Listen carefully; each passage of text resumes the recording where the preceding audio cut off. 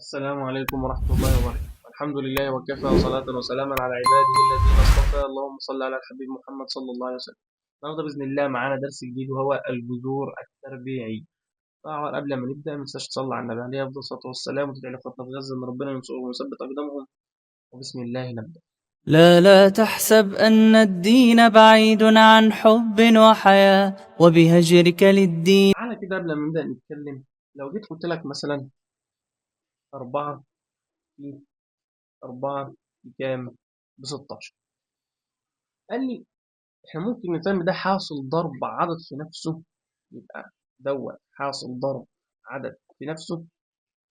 تمام، يدينا مربع العدد ده. يعني ايه؟ يعني انا جيت قلت لك 4 تربيع بكام؟ ب 16. لو جيت قلت لك جذر ال 16 كام؟ 4. يبقى احنا عندنا حاصل ضرب عدد في نفسه ايا كان، مش لازم الاربعه. يعني لو جيت قلت لك مثلا 3 في 3 بكام؟ ب9. ده اسمه مربع كامل. ده حاصل ضرب عدد في نفسه يديني مربع العدد ده. يبقى حاصل ضرب مربع او حاصل ضرب عدد في نفسه اهو 3 في 3 يديلنا مربع العدد ده اللي هو التلات تربيع بكام؟ ب9. ولو جيت قلت لك مثلا جذر التسعة كام؟ 3. يبقى العدد ده لو ضربته في نفسه مرتين اللي هو الضرب في نفسه اللي هو مربع كامل يديلنا اللي تحت الجذر. احنا النهارده باذن الله هنتكلم عن الجذور التربيعيه. هنبدا في اول حاجه وهو الجذر التربيعي لعدد مربع كامل. بيقول لي الجذر التربيعي للعدد المربع الكامل ايه؟ هو العدد الذي مربعه يساوي. يعني ايه الكلام ده؟ يعني ايه الجذر التربيعي للعدد المربع الكامل ايه؟ يعني مثلا عندنا الجذر اهو، ده اسمه الجذر التربيعي. ده اسمه جذر ايه؟ تربيعي. في جذر التاني ان شاء الله هناخده قدام، وده اسمه الجذر التكعيبي ويبقى اس 3. تمام؟ هنا المفروض ده اس 2 جذر التربيعي بس ما بتتكتبش، فهنا الجذر التربيعي وده الجذر التكعيبي. تمام؟ فهو هنا بيقول لي الجذر التربيعي للعدد المربع كامل ايه؟ هو العدد الذي مربعه يساوي ايه؟ يعني ايه؟ يعني مثلا لو جيت قلت لك جذر ال 16 جذرها كام؟ 4. وهو انا بقول لك الجذر التربيعي للمربع الكامل ايه؟ قصده بالايه اللي هي تحت الجذر. قال لك هو العدد الذي مربعه يساوي ايه؟ بمعنى ان الاربعه في 4 بكام؟ ب 16. ال 16 دي هي اللي تحت الجذر دي. فعلشان الجذر التربيعي للعدد مربع كامل بيبقى العدد الناتج اللي بيطلع دايما لو ضربته في نفسه يديك اللي تحت الجذر. وده المقصود بالجذر التربيعي لمربع او الجذر التربيعي للعدد المربع الكامل هو العدد الذي مربعه يساوي ايه. يعني ايه كلمه المربع الكامل؟ المربع الكامل قال لك هو ضرب العدد في نفسه يديك التربيع. بمعنى ان الثلاثه في 3 ب9 دي مربع كامل. 4 في 4 ب 16 دي مربع كامل. طيب لو جيت قلت لك 3 في 4 ب 12 هل ده مربع كامل؟ لا. المربع الكامل بيقول لك ضرب العدد في نفسه، يعني الثلاثة في 3 الأربعة في 4. ده المقصود بكلمة المربع الكامل. وإن عرفنا إن الجذر التربيعي إن العدد اللي تحت الجذر هو الناتج اللي بيطلع لو ضربته في مرتين يديك العدد اللي تحت الجذر. يعني الأربعة تربيع ب 16 و4 في 4 ب 16. نكمل بعد كده. تعالى نتكلم. لو قلت لك إن العدد، أنا بقول لك إن العدد المربع الكامل تمام له جذران. تمام، له جذرين، واحد موجب والتاني سالب. ازاي يعني؟ لو جيت مثلا قلت لك ال 16 تمام او جذر ال 16 ديت ممكن يكون لها جذرين بمعنى او ناتجين. ليه؟ لو جيت قلت لك مثلا ان سالب 4 تربيع بكام و4 تربيع بكام. احنا كنا خدنا ان لو الاس زوجي بياكل السالب، فالاربعه تربيع بكام؟ ب 16. وهنا الاربعه تربيع بكام؟ ب 16. فمعنى الكلام ده ان ممكن ال 16 ممكن تطلع لي ناتج مره بسالب 4 ومره بكام؟ ب 4. يعني جذر ال 16 مرة بسالب 4 ومرة ب4. ده المقصود إن العدد المربع الكامل ليه جذرين، واحد سالب وواحد موجب. ليه؟ لأن عندك سالب 4 تربيع ب 16 وال4 تربيع ب 16، فساعتها إن جذر ال 16 ممكن يكون بسالب 4 و4. دي اللي برضه اللي هي بتتكتب إن جذر ال 16 بيساوي موجب أو سالب 4. موجب أو سالب 4 يعني الأربعة مرة بالموجب ومرة بالسالب. تمام. احنا عندنا هنا العدد المربع الكامل له عددان، له جذران، مرة بالموجب أحدهما موجب والآخر سالب. فأنت عندك هنا الجذر ال 16 ممكن يكون ليه جذرين.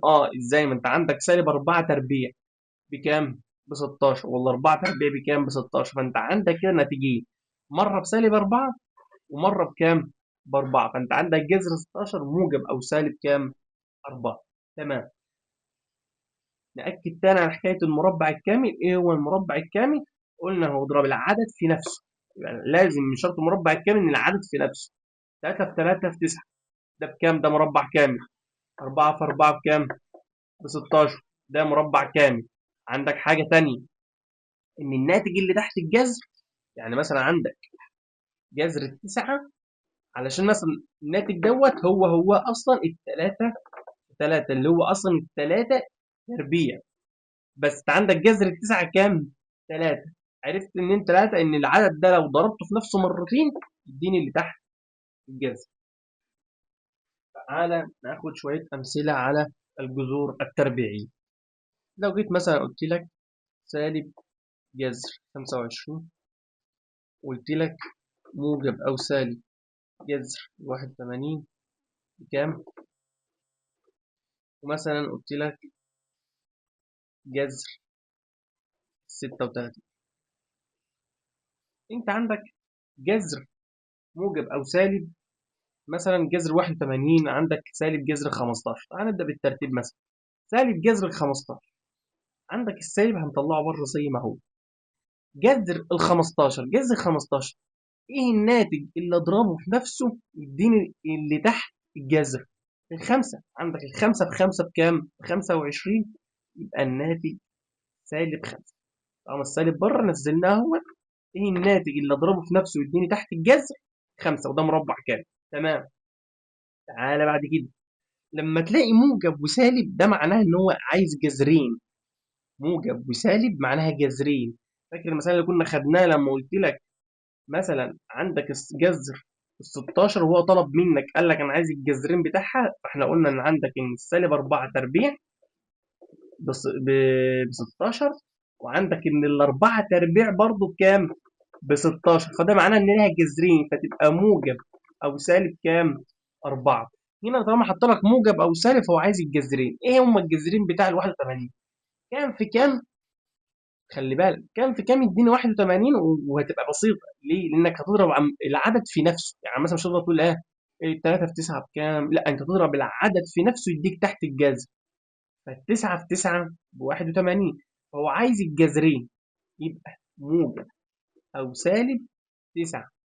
ليه؟ لان انت عندك هنا السالب 9 تربيع بكام؟ 81، والتسعة تربيع بكام؟ بواحد 80. هنا طبعا طالما الأس زوجي بياكل السالب، طلع لك العدد ده بالموجب. فانت عندك هنا السالب 9 تربيع ب 81، والتسعة تربيع برضو بكام؟ ب 81. وقال لك موجب أو سالب، هو عايز الجذرين 9. تمام. تعالى هنا جذر ال 36، كام في كام يديني 36؟ 6 في 6، العدد اللي اضربه في نفسه، يديني اللي تحت الجذر. ف6 في 6 ب 36، يبقى جذر ال 36 كام؟ 6. تعالى ناخد كمان مثال. لو قلت لك مثلا سالب جذر 16 على 25، بكل بساطة نطلع السالب بتاعنا بره، ملناش دعوة بيه اهو. سالب جذر 16 على 25، ما تخضش، خد ده مرة لوحده وده مرة لوحده. بمعنى يعني اشتغل جذر 16 بكام والجذر 15 بكام. ادي شرطة الكسرة اهي. كام في كام يديني 16؟ 4. العدد اللي اضربه في نفسه يديني اللي تحت الجذر مربع كامل. ف4 في 4 بكام؟ ب 16. طب الخمسة ايه العدد اللي اضربه في نفسه يديني 25؟ 5 في 5 يبقى جذر 25 5 وجذر ال 16 4 وادي السالب بره. تمام. وادي شوية أمثلة كمان. لو قلت لك أوجد الجذرين التربيعين للعدد 49، يعني إيه الجذرين التربيعين؟ يعني واحد منهم موجب والتاني سالب. فبقول لك أوجد الجذرين التربيعين للعدد 49، هو كام في كام ب 49؟ عندك السبعة. لو قلنا السبعة تربيع بكام؟ ب 49. وعندك سالب 7 تربيع برضه بكام؟ ب 49. فأنا عندي الجذرين التربيعين لل 49 كام وكام؟ سالب 7 و7. يبقى الجذرين التربيعين لما يقول لك أوجد الجذرين التربيعين عايز واحد سالب والتاني إيه؟ موجب. تمام. تعالى هنا مديك بالشكل ده، بيقول لك جذر نقط بيساوي 4. دي كل بسهولة، احنا قلنا اللي تحت الجذر ضرب العدد في نفسه، يعني 4 في 4 بكام؟ ب 16. تمام. بيقول لك الجذر التربيعي الموجب للعدد نقط هو نص، والجذر التربيعي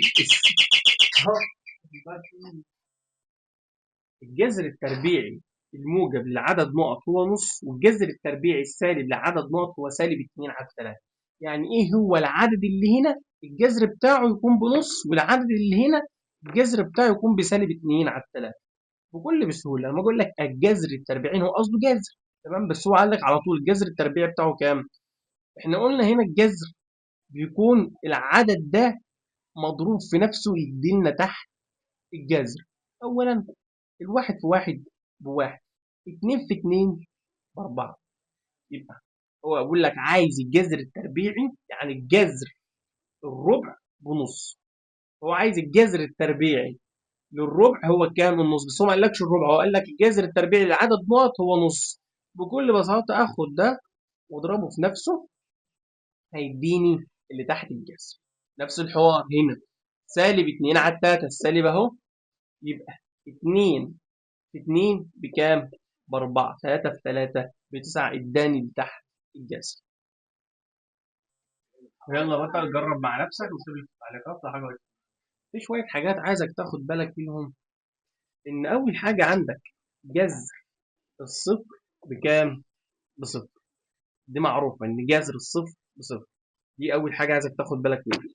تاني حاجه ان ما ينفعش تجيب جذر العدد سالب، بمعنى لو جيت مثلا جذر سالب 16 ما ينفعش انك تجيب الجذر لسالب 16. ليه؟ لان ما فيش عدد هنا هتضربه في نفسه، يعني ما فيش عدد هتضربه في العدد نفسه هيديك الناتج بالسالب. فيبقى انت هنا ما ينفعش تجيب جذر العدد سالب. ثالث حاجه وعايزك تاخد بالك منها، ان لو جيت مثلا قلت لك جذر ايه تربيع، انا هنا بعمي ايه تربيع يعني اي كان رقم. جذر الايه تربيع بيساوي مقياس الايه او مطلق الايه، دول اسمهم المقياس او المطلق بتاع الايه.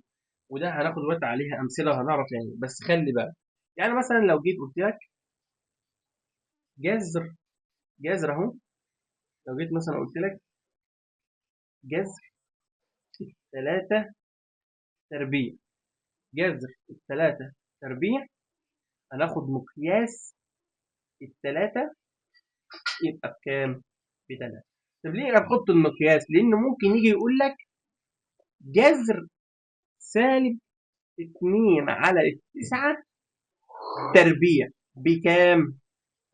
احنا قلنا هنا طالما الايه تربيع اخد المقياس. فيبقى الجذر سالب 2 على 9 تربيع لما اخد المقياس، يعني مقياس 2 على 9 بيساوي كام؟ 2 على 9. انا هنا باخد جذر الحاجه التربيع، هنا تربيع. واحد يجي يقول لي مش انت دلوقتي قلت ان الجذر لو تحته سالب ما ينفعش اجيب لان مفيش عدد في عدد بسالب؟ بس خلي بالك هنا الحاجه تربيع، هنا تربيع. هل هنا كان تربيع؟ لو كان هنا تربيع كنا ناخد مقياس ال 16 يبقى كام الناتج؟ كام؟ 16. بس هنا ما كانش تربيع، فساعتها لا، جذر السالب ما ينفعش حاجه في حاجه تديني ناتج بالسالب. هنا نفس الحوار، لو كانت سالب 3 تربيع اجيب الجذر بتاعها ازاي؟ اخد مقياس الايه او مقياس الثلاثه يطلع لي الناتج كام؟ بتاعتي. باخد المقياس هنا ليه؟ علشان اطير السالب، المقياس او المحدد ده بياكل السالب، فانا هاكل السالب فتطلع لي بالايه؟ بالموجب. في حاجه كمان عايزك تاخد بالك منها، لو جيت مثلا قلت لك جذر ايه اس 2 ان، ده بيساوي مقياس الايه اس كام ان. خلي بالك ان الان ديت عدد ايه صحيح، ان الان ده عدد ايه صحيح. فلو جيت مثلا قلت لك جذر ايه اس 6، دي هتساوي كام؟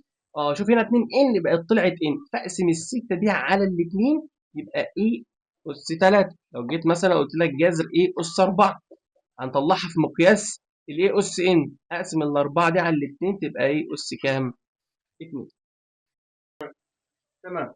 تعالى اخر حاجه عايزك تاخد بالك منها، لو جيت مثلا قلت لك تعرف تجيب لي جذر، تعرف تجيب جذر 441، ده جذر كبير جدا، ومش هعرف كام في كام يديني ال 441، الا بقى لو انت مسكت الاله وقعدت تجرب لحد ما توصل، بس دي صعبه شويه.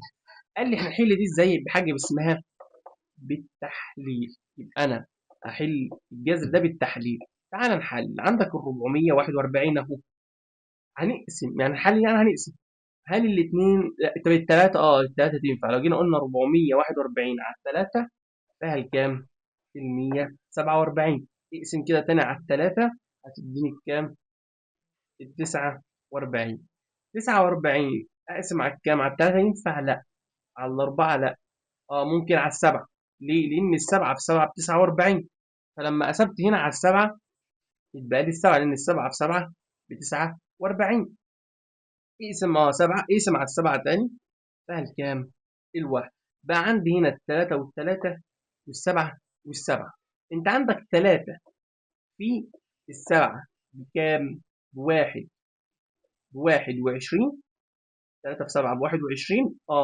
لو ضربت الواحد وعشرين في نفسها يديني اللي تحت الجذر. بص، واحد وعشرين تربيع بكام؟ ب 441. يبقى في الجذور الصعبة بحلل، ولما احلل باخد الارقام المشابهه دي واضرب، باخد بس واحد منهم. 3 في 3 7 في 7، 3 في 7 21، لو ربعته يديني اللي تحت الجذر. تمام. تعالى نكمل. لو قلت لك امثله، بقول لك اوجد كل مما ياتي في ابسط صوره.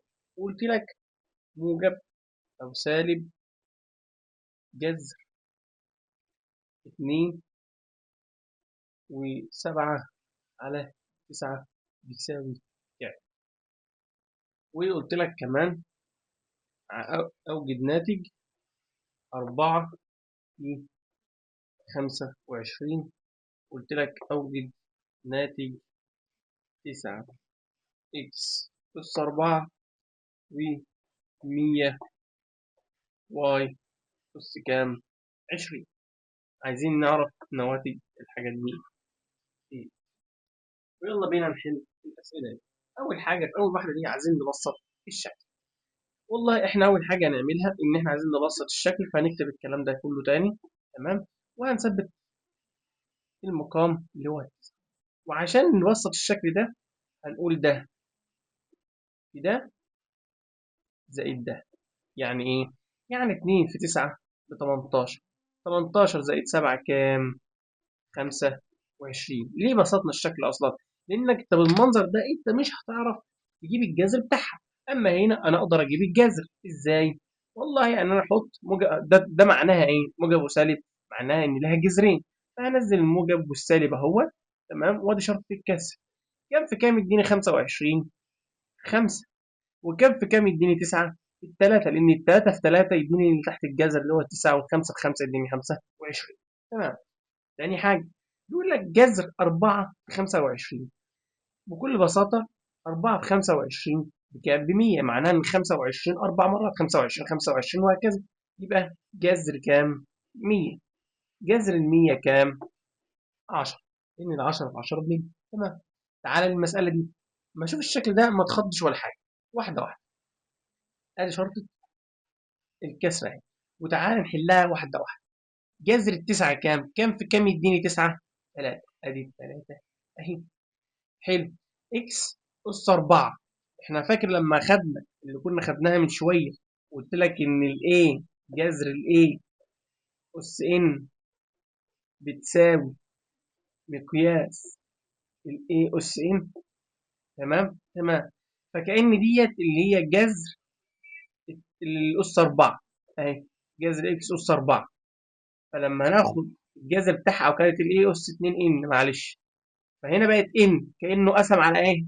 على الاتنين عشان يطلع إن واحدة. هي دي 2 إن يعني دي مضروبة في رقمين، يعني 2 في 2 ب4. فاهم؟ فعايزين نجيب إن واحدة هقسم على الاتنين فتبقى إكس أس كام؟ 2. هنا نفس الحوار، إكس أس 4 كأنها إكس أس كام؟ 2. هنا جذر ال100 كام في كام يديني 100؟ ال10. تمام. وادي الواي، واي اس كام؟ 20. اقسم على الاثنين فيها ال10. من الاخر اللي تشوفه تحت الجذر بالمنظر ده، اقسم الاس على الاثنين يطلع لك الناتج بتاعه. تمام. ويلا يا بطل جرب مع نفسك واكتب لي في التعليقات لو حاجه وقفت معاك. تمام. تعالى ناخد حاجه جديده اسمها حل المعادلات. يبقى ناخد حاجه اسمها حل المعادلات باستخدام الجذر التربيعي. تمام. في كام حاجه عايزك تعرفها. ان مثلا لو انا جيت قلت لك جذر اكس بتساوي ايه، تمام، حرف الايه اللي هو اي رمز يعني، فانا عايز اجيب الجذر الوحيده، اجيب الاكس الوحيده من غير الجذر، اعمل ايه؟ اقوم قايل اكس بتساوي ايه تربيع. اللي افهمه من الحته دي ايه؟ ان انا لو عايز اجيب الاكس الوحيده وهي تحت الجذر، اشطب الجذر واربع اللي قدام الاكس، اشطب الجذر واربع اللي قدام الاكس. دي اول حاجه كنت عايزك تعرفها. تاني حاجة أنا عايزك تعرفها هي إيه؟ إن مثلا لو إداك إكس تربيع، لو إداك إكس تربيع بتساوي إيه؟ أنا عايز أجيب الإكس لوحدها، علشان أشيل التربيع أربع اللي قدام الإيه، يبقى الإكس بتساوي جذر الإيه علشان أجيب الإكس لوحدها، اللي إحنا قلنا بنعمم الكلام ده. طب تعالى ناخد مثال. لو قلت لك جذر إكس ناقص واحد بتساوي 2، حلها لي ودي فيها الجذر التربيعي. أول حاجة هنودي ده بعكس الإشارة، بدل ما هو ناقص واحد هيروح زائد واحد، فيبقى معاك جذر إكس بتساوي 2 زائد واحد، نزلت الاتنين وده راح بعكس الإشارة 2 زائد واحد. الجذر الإكس بتساوي كام؟ بتساوي 3. والله عايزين نجيب الإكس الوحيدة، احنا قلنا لو هنا جذر الاكس وعايزين نجيب الاكس، اشطب الجذر وربع اللي قدامه. تعالى نشطب الجذر ونربع اللي قدامها، يبقى 3 تربيع. فيبقى الاكس بتساوي كام؟ يبقى هنا الاكس بتساوي 3 اس 2 بكام؟ بتساوي 3 في 3. تمام. تعالى ناخد مثال كمان. مثال كمان، لو انا مثلا جيت قلت لك 18 اكس تربيع ناقص 4 بيساوي 46، عايزين نجيب الاكس تربيع. تمام. هنعمل هنا ايه؟ هنودي الاربعة بعكس الاشارة، بدل ما هي ناقص 4 تروح زائد 4، يبقى عندك 18 اكس تربيع بتساوي 46 اهي زائد 4، بقى عندك ال 18 اكس تربيع بتساوي كام؟ 50. 46 زائد 4 50. انا عايز اجيب الاكس الوحيده، اقسم على اللي جنب الاكس، اقسم هنا على 18 واقسم هنا على 18. 18 هتروح مع ال 18 يبقى لنا الاكس تربيع بتساوي 50 على كام؟ على 18، برضه هتتكتب 50 على 18. بس احنا عايزين نبسط الشكل. واحد يقول لي نبسط الشكل ليه؟ لان احنا لما نجيب الاكس هنضطر ناخد جذر الكلام ده. هل انت تعرف تجذر 50 ايه اللي كام في كام يدينا 50؟ بس خلي بالك محدش يشغل دماغه يقول لي 5 في 10 ب 50، لا، ده هنا ده مربع كامل، واحنا قلنا يعني ايه مربع كامل؟ ان العدد يتضرب في نفسه، يعني مثلا 3 في 3، ما ينفعش تقول لي 5 في 10، ده كده مش مربع كامل. مربع كامل ان العدد اتضرب في ايه؟ في نفسه. فتعالى نبسط الشكل. نبسط الشكل ازاي؟ اقسم فوق على الاثنين وتحت على الاثنين. 50 على الاثنين 25 و18 على الاثنين فيها 9. صدق الشكل ده انا ممكن اجيبه. تعالى ناخد الجذر كده بتاعه. جذر 25 على 9 بيساوي كام في كام يدي لنا 25 5. إن 5 في 5 ب25، وهنا التسعة 3 في 3 ب9. تمام. تمام. ناخد مثال كمان. تعالى ناخد المثال ده. لو جيت مثلا هنا قلت لك x ناقص 3 كل تربيع بتساوي 16. عايزين نحل المسألة دي. والله احنا بكل بساطة ممكن نعمل ايه هنا؟ ممكن نشيل التربيع ونحط الجذر قدامه.